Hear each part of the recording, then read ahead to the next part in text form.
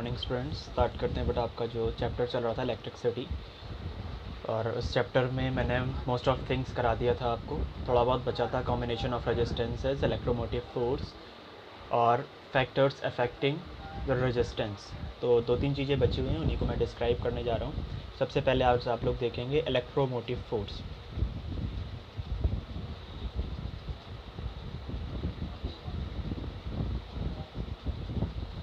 Electromotive force, अब ध्यान से समझना बेटा, इलेक्ट्रोमोटिव फोर्स एक्चुअल में होता क्या है। कोई भी कॉइल होती है, कॉइल मीन्स हमने जस्ट एक ऐसे, जिसने भी हीटर देखा होगा वो समझ सकते हैं कॉइल क्या होता है। जस्ट लाइक स्प्रिंग, जैसा स्प्रिंग होता है बेटा, उसको एज हम कॉइल कंसीडर कर सकते हैं, ठीक है। अब इस कॉइल में one point to another charge move करता है।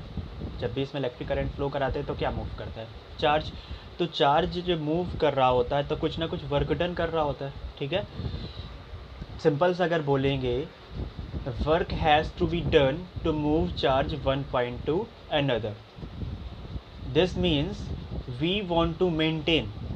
इसका मतलब क्या हुआ, एक पॉइंट से अनदर पॉइंट मूव करने के लिए चार्ज कुछ वर्क डन करता है, ठीक है।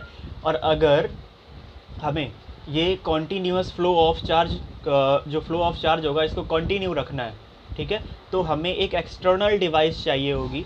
एक ऐसी एक्सटर्नल डिवाइस जो क्या कर रही होगी, इलेक्ट्रिक एनर्जी क्रिएट कर रही होगी। किससे? केमिकल एनर्जी से इलेक्ट्रिक एनर्जी को कन्वर्जन कर रही होगी, ठीक है। जैसे ही हम चार्ज को यहाँ से यहाँ तक मूव करा रहे होंगे, ये क्या कर रहा होगा, केमिकल एनर्जी को इलेक्ट्रिकल एनर्जी में कन्वर्ट कर रहा होगा। हमें एक ऐसी डिवाइस चाहिए होगी, ठीक है। इसी डिवाइस को बोलते हैं सेल। इस डिवाइस को क्या बोला जाता है? सेल। जो जैसे आपने देखा होगा, ये आपकी क्या थी, कॉइल। इसको हमने एक कनेक्ट करा दिया यहाँ से नीचे सेल से।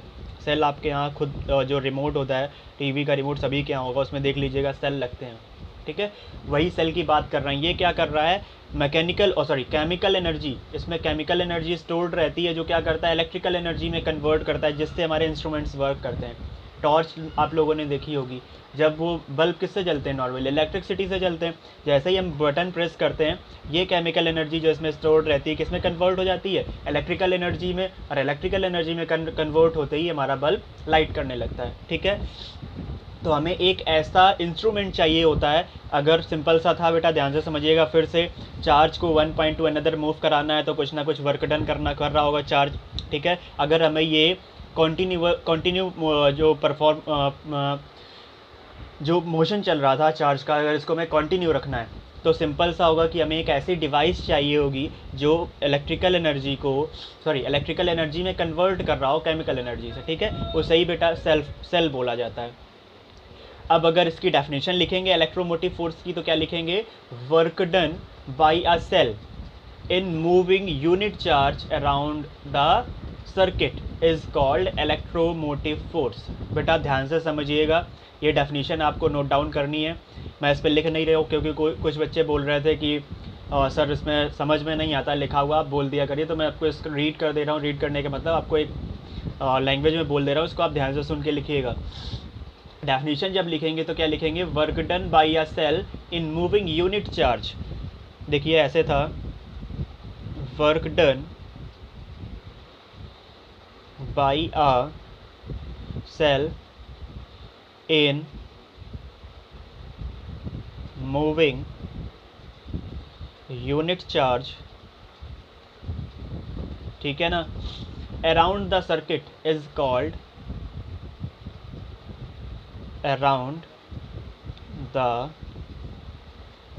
circuit is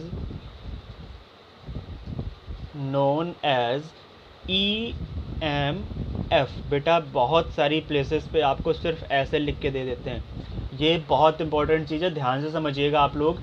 कई जगह पे आपको सिर्फ EMF लिख के दे देंगे, इसका मतलब होता है इलेक्ट्रोमोटिव फोर्स। ध्यान से समझना बेटा, ठीक है। और इसको कैपिटल E से रिप्रेजेंट करते हैं, ठीक है। और इसके लिए फॉर्मूला होता है work done upon test charge. जो वर्क डन टेस्ट चार्ज को मूव करने के लिए कराया गया, उसी में अगर टेस्ट चार्ज को डिवाइड करा दिया जाता है, वो इलेक्ट्रोमोटिव फोर्स के इक्वल आ जाता है, ठीक है। बहुत इजी सा है, इसको समझ लीजिएगा। इसके बाद नेक्स्ट आपको मिलेगा, जब ये वीडियो कंप्लीट आप देख लेंगे, इसके बाद मैं नेक्स्ट वीडियो आपका स्टार्ट कराऊंगा फैक्टर्स अफेक्टिंग द रेजिस्टेंस, फिर फैक्टर्स अफेक्टिंग रेजिस्टेंस के बाद आपका आ जाएगा कॉम्बिनेशन ऑफ रेजिस्टेंसेस। ठीक है, यही 3 टॉपिक बचे थे, उनमें से एक कंप्लीट हो गया है। अब नेक्स्ट स्टार्ट करते हैं फैक्टर्स अफेक्टिंग रेजिस्टेंस।